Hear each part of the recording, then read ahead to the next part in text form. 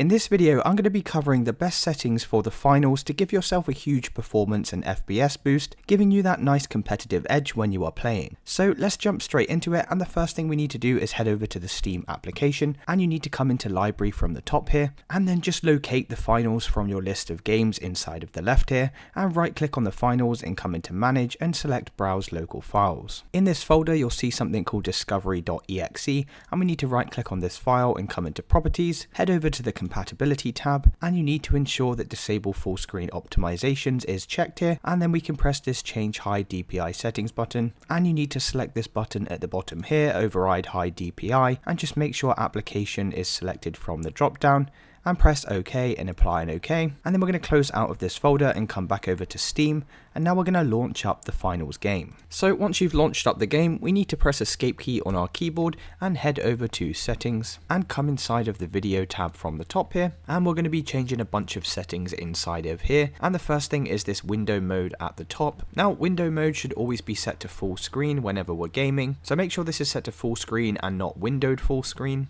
Then down below here we have resolution, and this should be set to your native monitor screen size, which for me is going to be 920 by 1080. Below this we have VSync, which should always be disabled if we want the best input latency. Next up we have NVIDIA Reflex Low Latency. Now if you're running a NVIDIA graphics card you can turn this option on, but obviously if you don't have a NVIDIA graphics card then we'll need to disable this option by turning it off. Frame rate limit can be set to unlimited unless you are using background applications while gaming, like a screen recording software, and if the background apps are struggling in the background, that's the only time you may want to consider capping the FPS to allow for some more headroom for other applications. But for most of you, leaving this at unlimited is going to be absolutely fine. Resolution scaling method we need to set to TAAU, and then we can come down to the graphics section here. Field of view is all down to personal preference, but I like to keep mine at around about 90. Motion blur and lens distortion, we need to disable both of these options for the best performance. Ray tracing, if you do have this option available, then you'll need to set this to as low as you can, which is going to be this static option here. Then come down to the quality section, and for the majority of these options we're going to be lowering these to the absolute lowest. So the overall quality level I'm going to have set for low, view distance needs to be set to low, anti-aliasing low, shadows low, post-processing low, texture I like to have this at medium, effects we can also set to medium, foliage and global illumination resolution can both be set to low, and these energy saving options at the bottom here I'm going to disable both of these, and then you can press the escape key on your keyboard to save these changes, and by following all of these steps that's going to give yourself a huge performance and FPS boost. Now if this video did help you then please consider dropping a like and subscribing. Until next time.